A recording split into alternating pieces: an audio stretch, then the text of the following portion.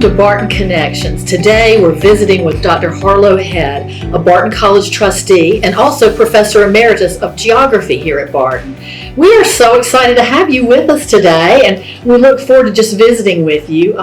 You have led an incredibly interesting life, and I know that you were born in Oregon. Is that correct? That is correct. Okay. I am a third generation Oregonian. Okay. My grandmother was born there in 1878.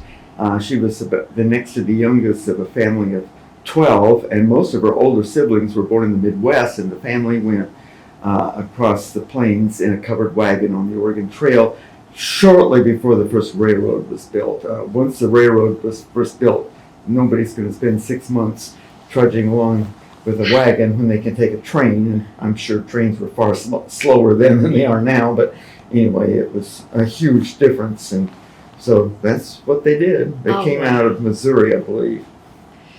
Well, I know that it must be fascinating because I know that you are certainly a student of history, and so you know so much about your family. You also, I know, served in the Vietnam War, and we thank you for your service. But that experience serving your country in Asia, I know, was also had an impact on your life as well. So traveling with your family and then also serving your country during the war, I'm sure that had some probably impact on why you chose to study geography, perhaps? Well, actually, I had already, I had done some graduate work in geography before I ever went in the Army. The problem with it is, this is back when they still had the draft, and I had never put in for a deferment, and while I was in college, and I found out, we checked our local draft board, and I was like number 15 on the list, and I thought, well, maybe I better enlist. That would give me a little bit of choice rather than just being sent off to wherever they would send me, and so that worked out pretty well. And I always kind of chuckle when people say I was in the Vietnam War. Yes, I was in Vietnam for a year, but I worked in an office in Saigon. I mean, yes, things were going on, but I walked all over that city and took pictures and that sort of thing. And however, if I would have extended for 6 months, and I didn't because I knew my folks would just have a tizzy. My mother is probably the world's champion worrywart, and that would not have gone over very well. So of course I didn't. If I had extended for 6 months, I would have been there for the Tet Offensive. And that would have been probably about 3 weeks before I would have left if I had extended for 6 months. And I was reading everything I could about Tet. I was fascinated by it because, frankly, I predicted it. I was there for the Tet the year before, which is their New Year's. And those people are the most firecracker crazy people I've ever been in or around. I mean, there were firecrackers everywhere. And it sounded just like gunfire. And that was the cover that started the Tet Offensive. It was during that time, and people, I guess, couldn't tell the difference between gunfire and firecrackers. And I once read, well, as I say, I read probably everything I could possibly read that was going on. I was at that time stationed at Hunter Army Airfield in Savannah, Georgia, and I read about the Viet Cong were going house to house along a street called Hai Ba Trung in Saigon. I lived in a house 1 block off of Hai Ba Trung. They were looking for Americans. I was attached to a military intelligence unit. Now, that was not my job. I kept financial books for them. But I was asked at one point, probably about 5 months before I left Vietnam, I asked, oh, do you want to live in this house? We had to have this house because this is where the officers would bring people that they were interviewing, but they wanted people to be in the house 24 hours a day. So they had some other people, enlisted people, live there, and you had to be on civilian clothing status to live there. I thought, well, this is kind of a neat deal. Here I am. Let's see why I say, was I really in a war? So we went to the PX, and I bought some additional civilian clothes, and I lived in this house. And as I say, it was 1 block off of Hai Ba Trung, and so I don't know what might have happened at that house if I had actually been there, but I think they would have probably called us back more to their headquarters. I doubt that we would have been there under those conditions, but I will never know. And then I also read, I don't know if this was in Time Magazine or where I read it, that Oh, there was a direct hit on a French language bookstore in the heart of Saigon. Well, I used to go there occasionally and browse. I have a book in my collection, an atlas. I collect atlases. Remember, I'm a geographer. And this is a atlas published in France, purchased in downtown Saigon, Vietnam, in that very store that was hit by that rocket or whatever it was. So anyway, so I survived all that, and actually I have pretty pleasant memories of my time there, which I'm sure that there are many people wouldn't. Right. It was, and getting there was very interesting. My first time in North Carolina, I'll go back to that. I'm an Oregonian after all. How did I get to North Carolina? Well, in the Army, I went to basic training at Fort Ord, California, and then I went to Army Finance School at Fort Benjamin Harrison, which is in Indianapolis, Indiana. And at the end of that, I got orders to go to Germany. Oh, I was so excited.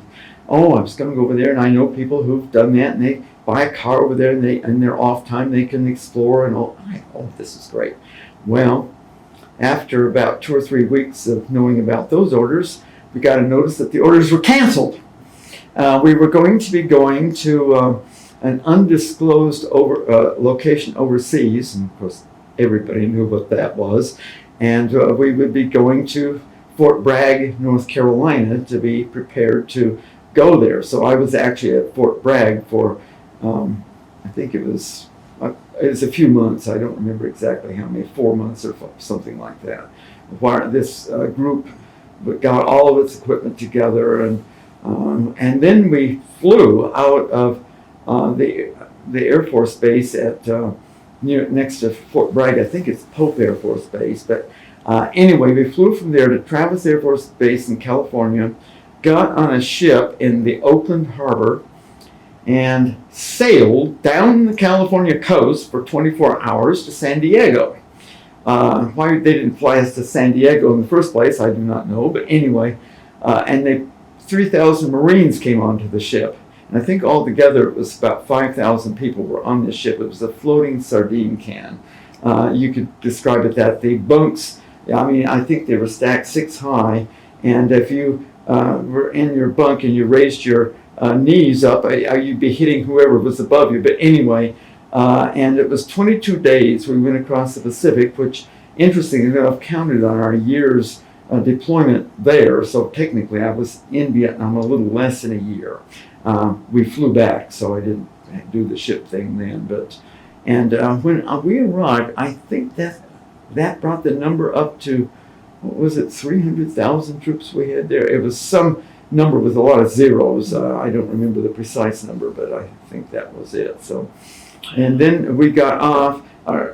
We stopped at 3 ports before we got off at the last stop. The Marines all got off somewhere earlier, and we spent one night at Cam Bay, and then finally got off at Vung Tau, and we were supposed to take a boat from there up to Saigon. Well, a ship had been sunk in the river, so they helicoptered us to Tan Son Nhut Airport at the edge of Saigon, and there I was in Saigon for the rest of my time. I did take R&R to Hong Kong. So tell me a little bit about the pathway to your degree in geography. Well, in the first place, my bachelor's degree is not in geography. It's in accounting. Oh, okay. And I went to the University of Oregon as a freshman, and I was debating which major to get in. It was either architecture or accounting. My dad was an accountant.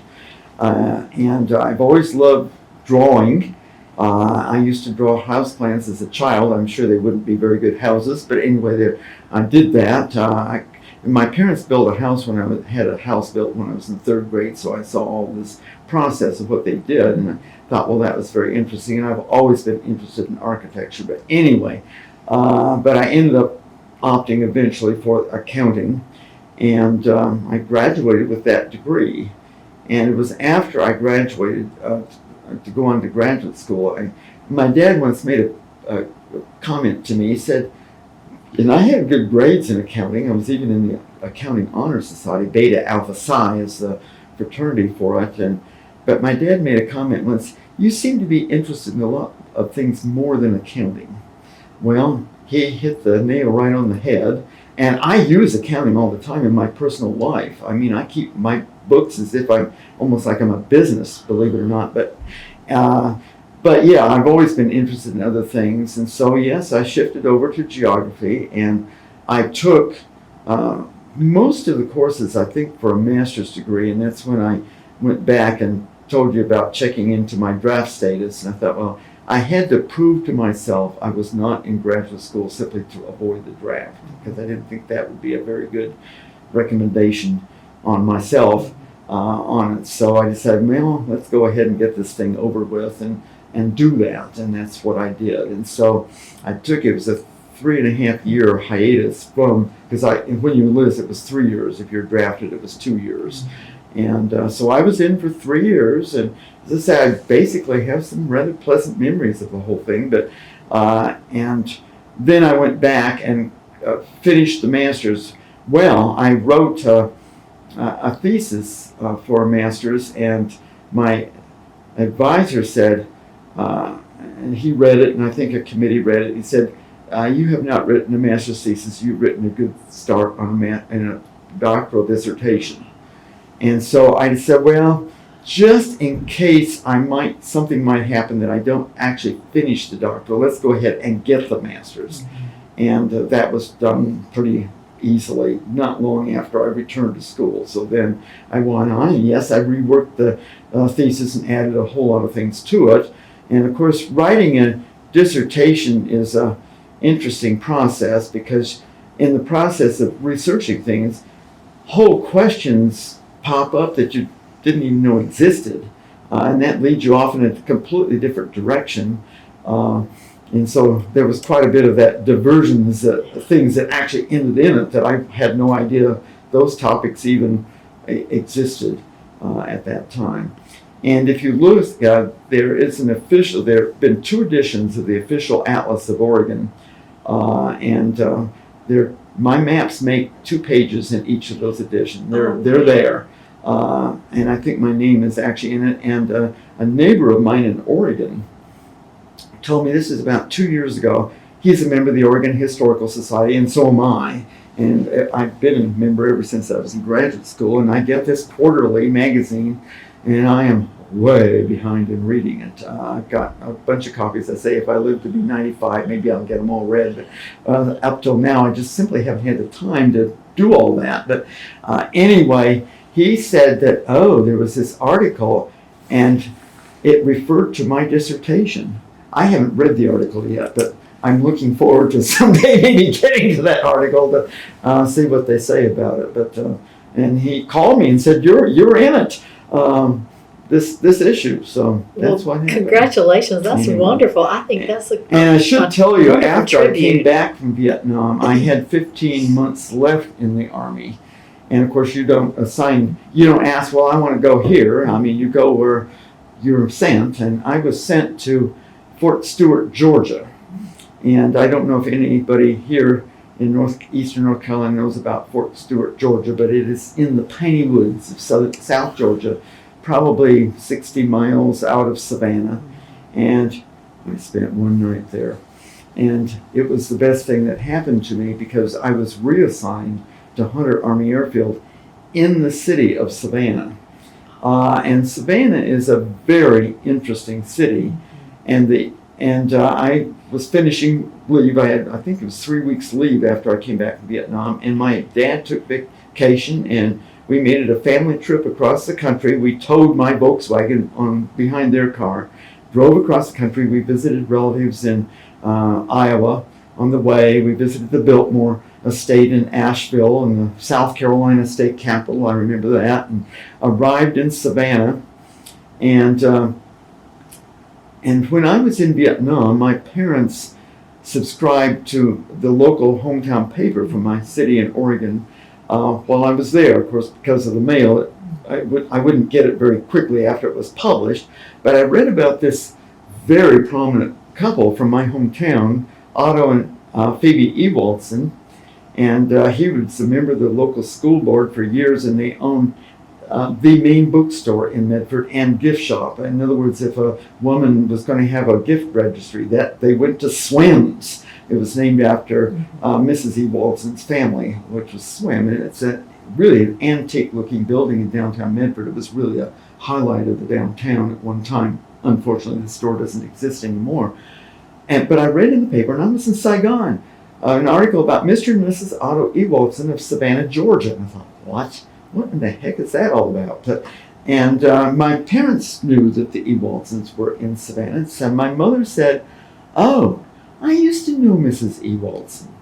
I think I'll call her. And of course, this was back in the day when people were listed in phone books. I'm not sure. I'm not in anybody's phone book now because I have a cell phone. But anyway, and Mrs. Ewaldson answered the phone, and she remembered my mother, and they lived only about 5 blocks from the motel we were staying in.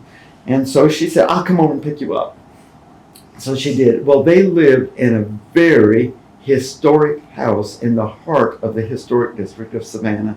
It's a townhouse that was built in 1846 across the street from the house that General Sherman used as his headquarters after he marched across Georgia and supposedly gave Savannah to Abraham Lincoln as a Christmas present, or the story goes something like that.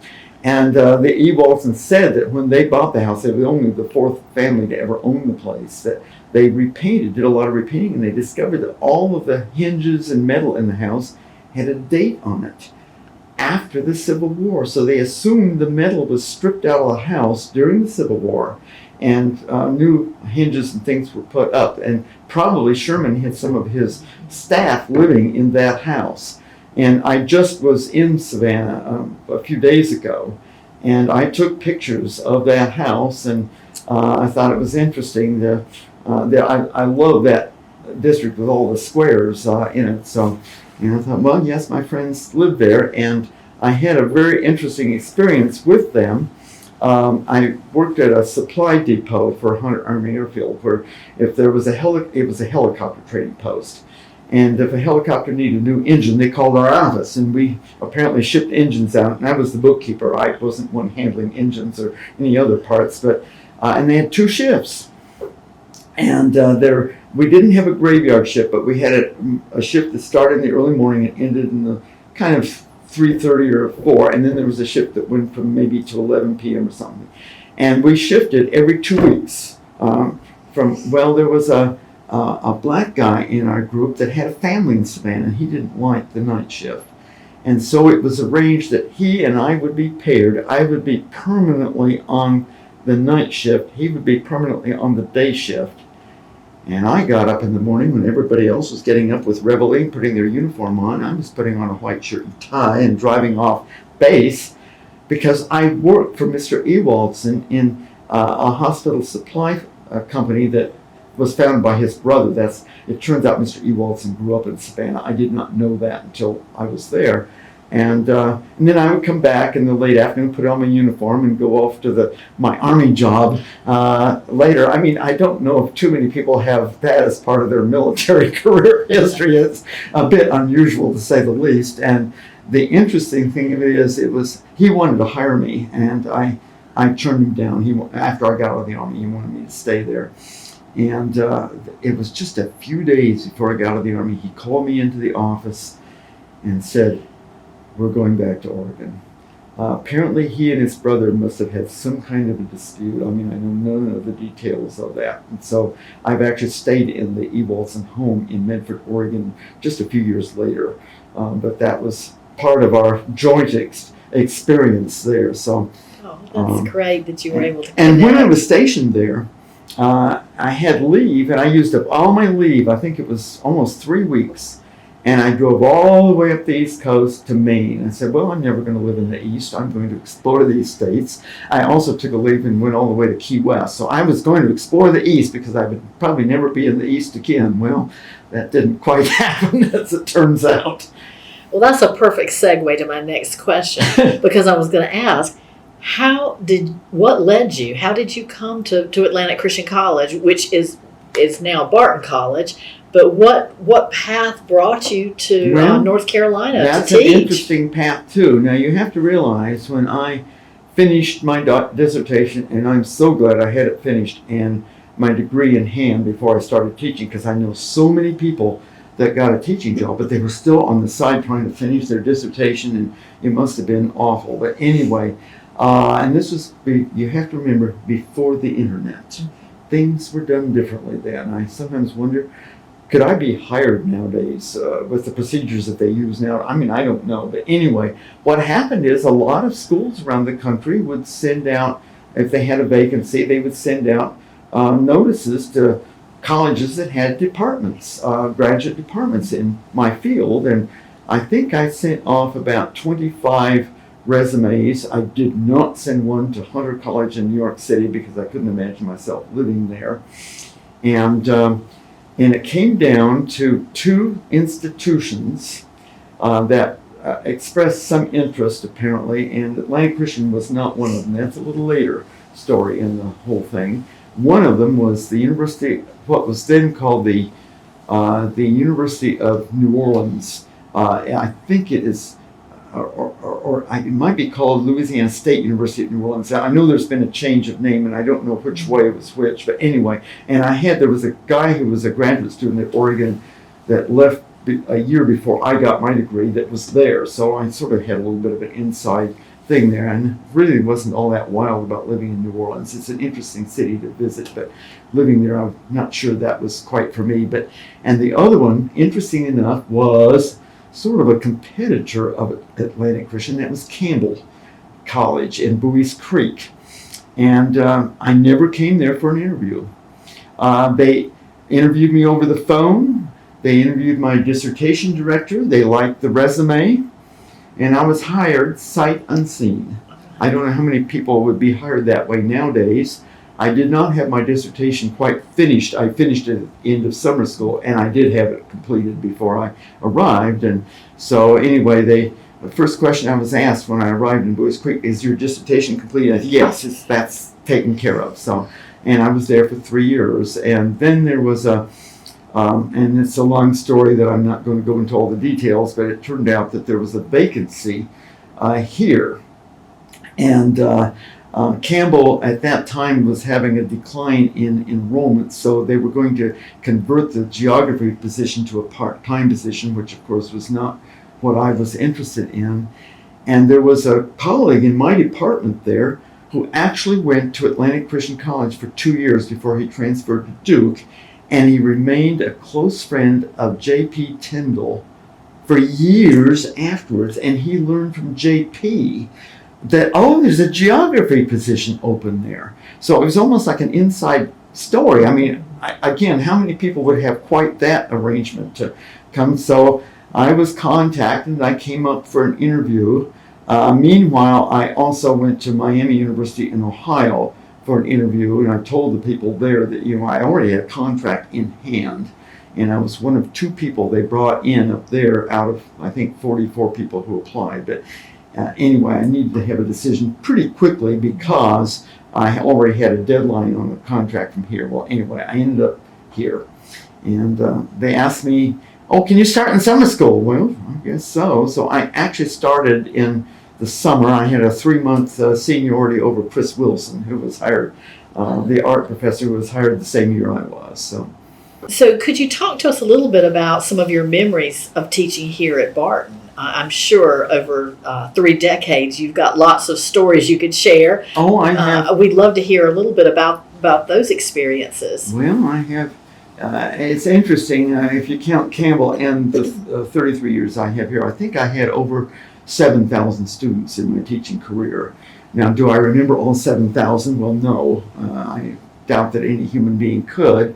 I do have my grade books and grade sheets, and it's been a while, but once in a while I will look up maybe a particular person. Well, let's see, when did they take a course? And I will find their name. And I can look at some classes, particularly my upper level ones, but I did not have any 400 level courses because there was no geography major here, but I had several 300 level, and most of those students I had, and they took more than one class from me. I had, particularly in my later years here, I had several students actually got a minor in geography where they had to take in, I think it was 21 hours of geography, and I think the ones who got a minor, I think all but one took all those courses from me. I did have one student transfer several courses in from Chapel Hill, but and so I remember almost all those students very well. And then I will remember this and that student from other years. Clearly, some will make an impression on you, and then there's some students that are very quiet, and somehow they just sort of pass out of your memory. It's unfortunate, but that's, I guess, would happen probably with anyone. So, and I can remember there was one student.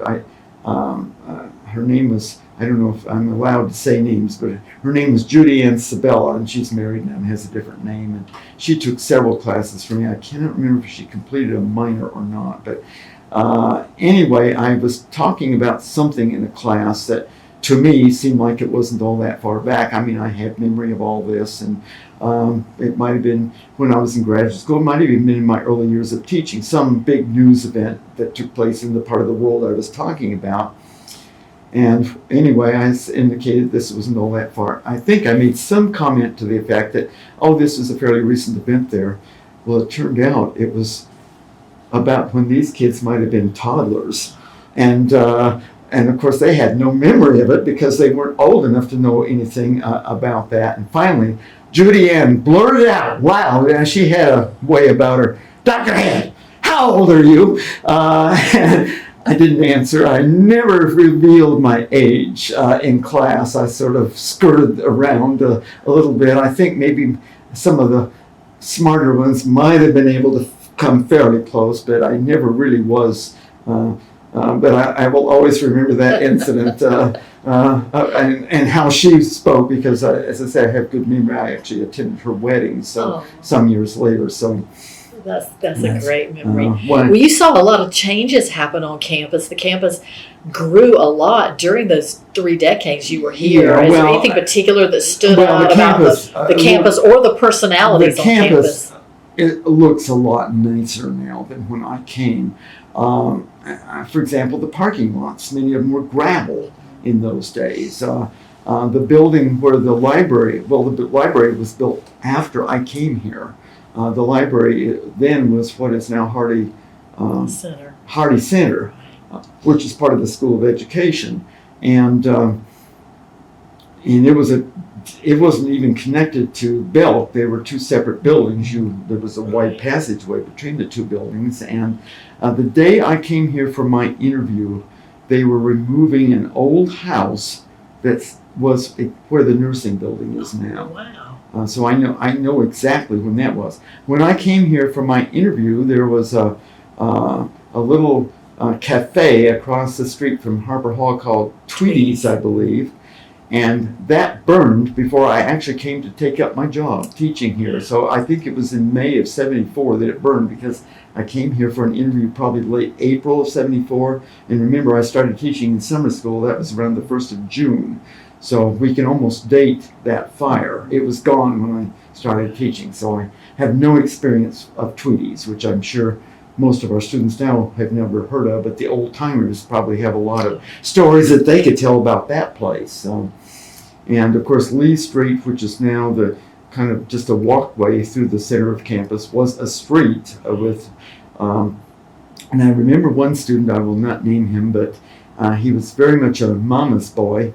And she would drive him to campus, and if he needed a book, she would drive up on the sidewalk right to the front of the library, and he would get out of the car, and she would wait with her car on the sidewalk in front of the library while he went in to do whatever he was doing in there. And there have been some strange people around here through the years. We all have stories about certain individuals, I think, along that line. Well, there were a lot of leaders that I know you probably enjoyed getting to know and develop relationships with. Was there a particular president that you enjoyed working with? I was faculty hired. members? I was hired when Arthur Winger was president, and I don't know how many people now are really aware of his background, but he grew up in a Mennonite background. And he was born in the Pacific Northwest, of all places, in Aberdeen, Idaho. I've never been to Aberdeen, but I've been very close to it. I know where it is. It's an area that's actually heavily Mormon. I don't know about that particular town, but that part of the state of Idaho is. And so, and there's this almost a small world story about that, because at that time my parents, for 18 years, they lived in Centralia, Washington. I never lived there. I mean, that was while I was in the Army when they moved there, and they moved back to Medford when, actually long after I came to here. And they attended a Presbyterian church there, and there was a retired minister that would fill in on Sundays when the regular minister was gone. And I cannot think of his name, but he was a cousin of Arthur Winger, if you can imagine. And one time, well, it was at a Christmas party. He was there, and I didn't know this about him, and I was introduced to him, and I teach at a college in North Carolina and in Wilson. Well, he could only think of, first it said in one Wilson College, which is out by Asheville. No, it's in the town of Wilson. Oh, my cousin, or I think it might have been a nephew, it was a fairly close relationship, is the president of a college in Wilson. Well, it turned out to be Arthur Winger. And I came back to start, of course, the next semester, and the last time I ever saw Dr. Winger was just literally a few days before he had his heart attack that eventually led to his death. I said, I met a man in Centralia, Washington, who claims to be your uncle or whatever the relative was. And Dr. Winger's last words to me, yes, he is correct. He is my uncle, or as I say, whatever it was. So, small world. It is. That we have.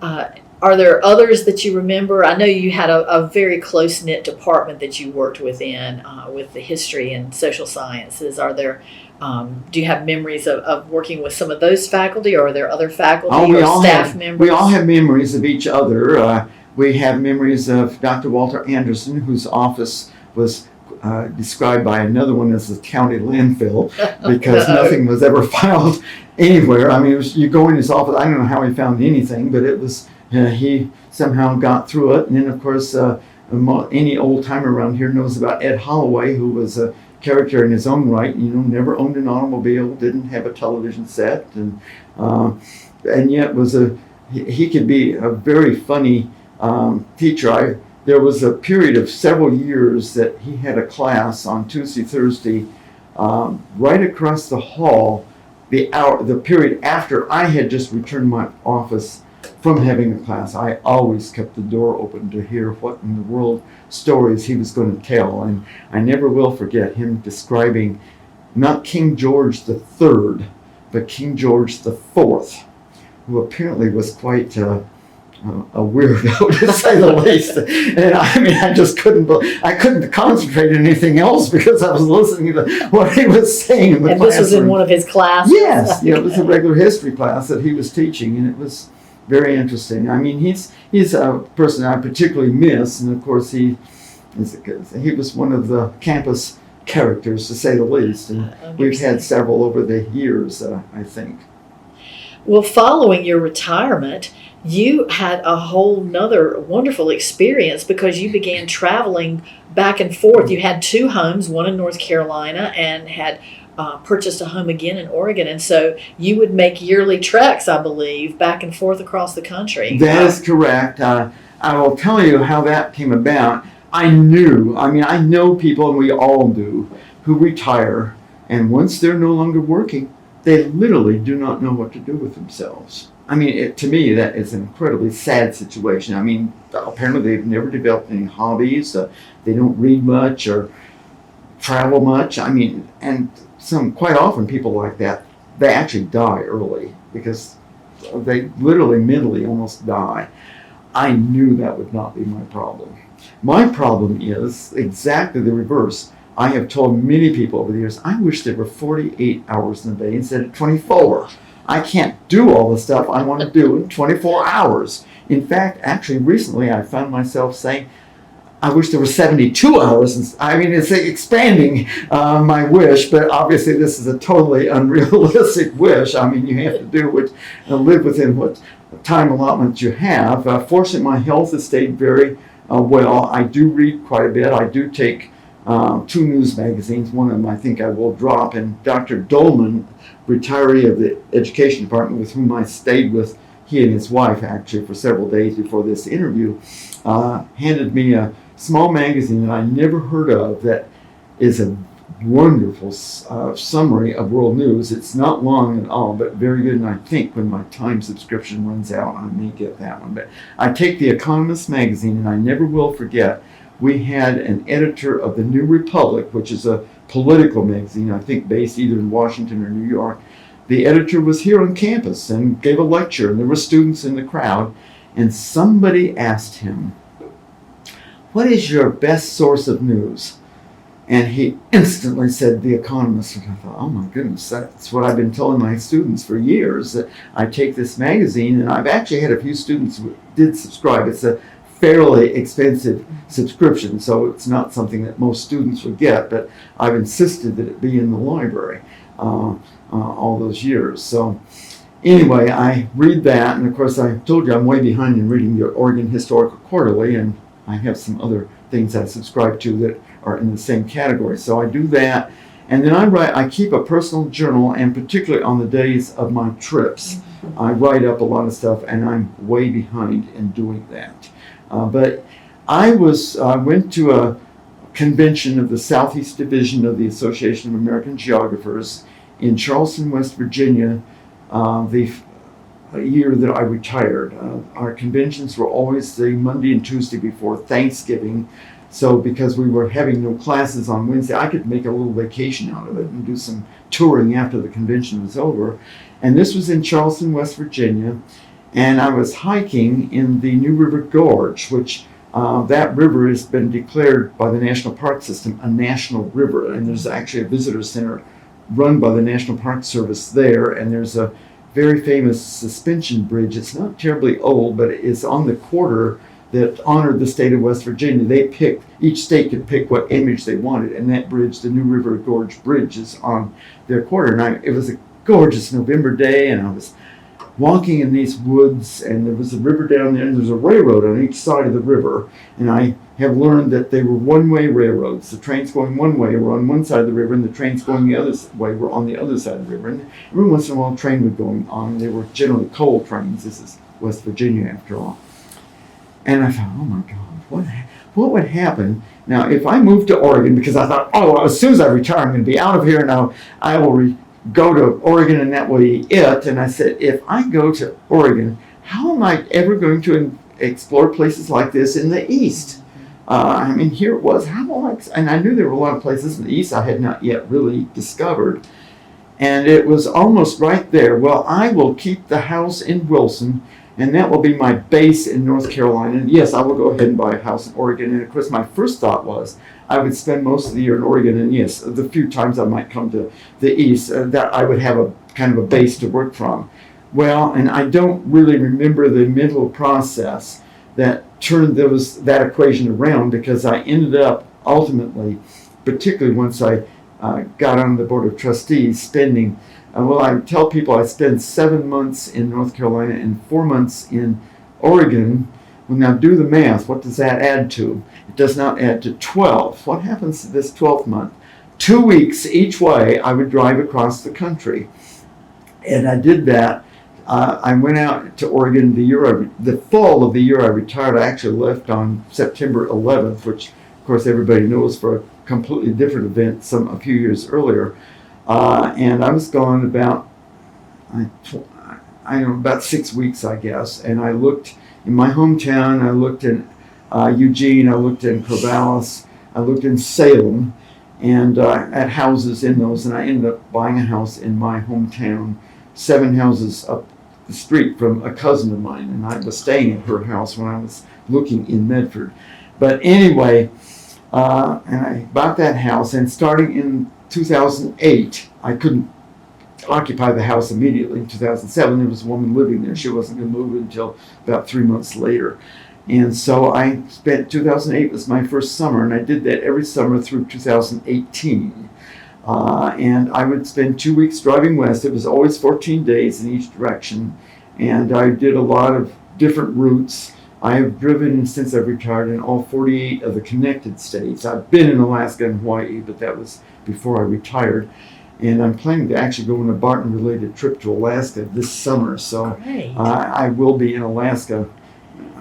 That will be a post-retirement visit coming up. But anyway, and I have visited national parks. In fact, just a few days before this interview, I visited Cape Lookout National Seashore, and that is my 195th National Park unit. There are over 400, so I have a lot more to go. And there's some I don't believe I will ever go. There's a national park in American Samoa, for example. I doubt that I will ever go there. And there are a few in Alaska. I think there was one that I remember reading a few years ago. It had 14 visitors the previous year. You have to charter a plane, one of those float planes that will go in and land on a lake, and I guess you have to have your camping gear and stay there a few days until the plane comes back.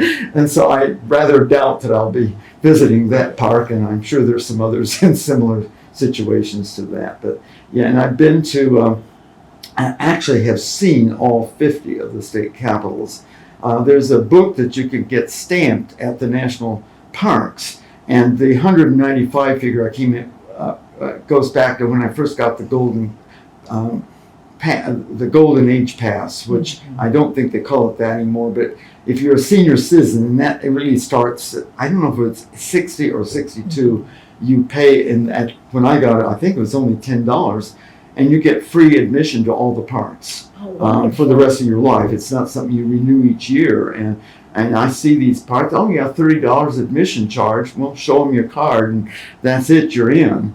And I remember there was one park, I couldn't find it, and I had to buy it. I have two of those cards actually, so I guess I have a backup if I ever lose one in the future. But anyway, there's a book for the national parks, and I think I started stamping that when I first got that pass. That was a little bit before retirement.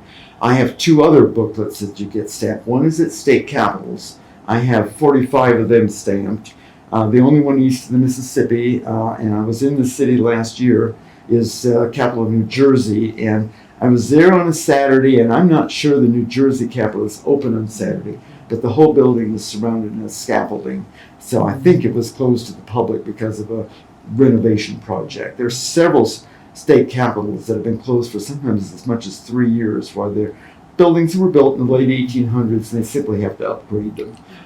The Idaho Capitol had a chain link fence around it for once when I was there. The Wyoming Capitol, I've been there twice with the chain link fence around it, and they opened and had their grand opening 6 weeks after I went through Cheyenne when I was moving full-time back to Oregon in 2019. So sometime I will get the Wyoming Capitol stamped. But you could get it stamped at the governor's office, which was in a house across the street. But I said, no, that's not the Capitol. I'm not going to count that as getting it stamped. And then there is another book for presidential libraries. Now, all the presidents from Herbert Hoover to the present, except for maybe the most recent presidents, they haven't gotten their libraries yet, but have a federally managed, it's under the National Archives. The first one that opened was the Roosevelt one in New York State, and it's the only one that opened while the person that it's honoring was still president. He had an office that he actually used in there. The earliest president that has one of those is Herbert Hoover. And I have been to all of those except the Kennedy one, and I was in Boston last year on the day of the week that the library is closed, so I have not been in it. And I didn't know about this book until early January 2020. My alma mater, the University of Oregon, went to the Rose Bowl and for the 2020 Rose Bowl game, and they beat Wisconsin by 1 point. I was there. My dad always used to say, wouldn't it be nice to go to the Rose Bowl? And I thought, this is my chance. My alma mater is there. And of course, I saw the Rose Parade and everything you do. And that was very interesting. You can go back to Pasadena on the day after, and they have all the floats there. You can walk right up to them and see the flowers and even talk to the people who helped make the floats. Well, anyway, I went to the Richard Nixon Library, and I was told, oh, we have this book you can get stamped at all the libraries. Well, it's stamped there and nowhere else. I think I might actually revisit at least two of them on my way back to Oregon this year. So Are you driving back to Oregon? I'm driving, yes. I drove here, it took 16 days. I visited some Wilson friends, people who aren't related to the college in Hilton Head Island, South Carolina. I visited the widow of Professor Jerry McLean. She's now living in a retirement center in Charlotte. I spent 5 hours at her place, and then I came on and stayed with Dave and Ann Dolman here in Wilson. So, and I do not know how many days I'm going to spend driving west, because I'm planning to drive up to New York State, and I want to go to the Upper Peninsula of Michigan, and I'm not sure where all. And as I tell people, I had it planned day by day coming here. My plan got changed a little bit, partly because of weather in the Northwest. We're having a very late spring this year, and I did not want to go over snowy passes. But I told people on the way back, I'm going to go kind of where the wind blows me, and I'm not quite sure where all of these places might be. But I have a general idea where I'm going to go. I think there's the birthplace of President Martin Van Buren I'm hoping to visit in upstate New York, and I might get into Vermont and visit the birthplace of Calvin Coolidge. And then there's some Ohio, of course, is sometimes called the mother state of presidents. There's several sites there I might end up finding. And I want to return to the Gerald Ford Museum. That will be maybe my second stamp in that book. I don't know. Yes. So I don't know exactly where I'm going, but Well, I will eventually. it's going to be an exciting I will eventually trip. get home. I was gone for 45 days last year when I came, and I doubt that it will be any longer than that, but I just don't know. So one other question I'd like to ask, in addition to a number of these national sites that you visit, you often mention visiting a post office here and there. Oh my And goodness. that was fascinating to me. That Could you get talk into- a little bit that about could get why into a post long story. offices? This is part of, as a young person, I was a stamp collector. I'm not an active stamp collector anymore. I still have my stamp collection, but I've not actively worked on that in a number of years. But in my travels, I got years ago the 1955 directory of post offices in the United States, and then I used the 1964 one, and I have, over a period of 15 minutes per day, I've got all 33,966 post offices that existed at that time listed on my computer. And I checked them off, and I don't have the figure in my head right now, the percentage of those communities that I have been to, but it's somewhere around 14 or 15% of those. I mean, we're talking about a pretty big number. And I've got the same thing. I've got all the counties in the United States listed. I've been to over 60% of the counties in the United States, or county equivalents. Right. Because, for example, in Virginia, if a place is a city, it is not in a county. The federal government considers those county equivalents, so I do too. Richmond is not in a county, for example.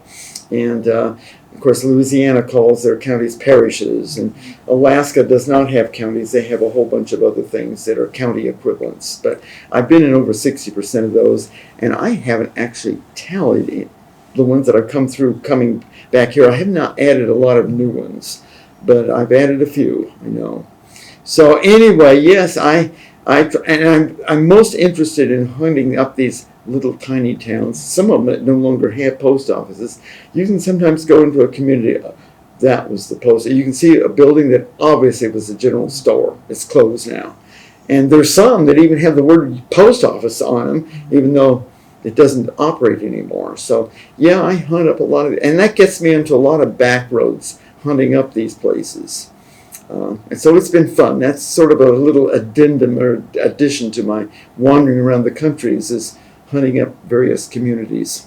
Well, and one of the other things that I know has come out of these travels is your passion for photography. You have taken some amazing photographs across the country that you have shared with some of us, and we are so appreciative of getting to have those. But is there a particular area or areas that you have really enjoyed photographing? Well, of course, I do photograph buildings and obviously natural landscapes and that sort of thing, and I probably photograph some things that most people wouldn't be interested in. I tend to take at least one picture of the main street of most towns I go through, and of course a lot of them look similar, so a lot of them probably aren't very distinctive, but there are a few interests. I'll have to tell you about one post office in New Mexico.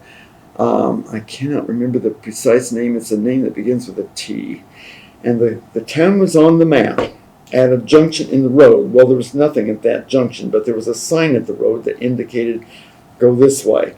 And I go down the road 2 or 3 miles, and there really isn't a town. Some of these post offices, there's no town there. It might be a post office serving a community of people, but not really a concentrated town. And anyway, New Mexico does a wonderful job, probably better than any other state, telling you where a post office is. You will see on the highway, sign post office, and they'll have an arrow. Well, okay, I better start looking at this point. And this one, you turn down. I actually told somebody about this, and I looked up my picture, and when I blew it up, I saw that the name of the little lane I went down was called Post Office Lane. So, and it was unpaved, and I drove down Post Office Lane and came to a house. And I think there was a garage there, or a building with some equipment in it. And there was a picket fence to one side of the house. And on the fence there were 2 signs, post office and rear. Well, I didn't get out of my car and go through the gate into these people's backyard to see where the post office was. But that's one of the weirder ones. And on that same area, this is near east of Las Vegas, New Mexico. There is a Las Vegas, New Mexico, and I think it's my favorite town in New Mexico. It's a very interesting town. And for years, it was 2 towns, Las Vegas Town and Las Vegas City. And they merged probably 40 years ago, but their school districts still haven't. There's still 2 school districts there. And there are 2 downtowns. The 2 towns have grown together. Anyway, it was on the road to Las Vegas. And there was a brand new post office along the road. And a lot of these small communities, they're actually mobile units, manufactured buildings that are brought there. This one is very nice. And I get a laugh because it will say Post Office, United States Postal Service, and they have the eagle symbol there. And then it will give the name of the town, Maine Post Office. Oh my God, are there stations at this post office somewhere? I don't believe so.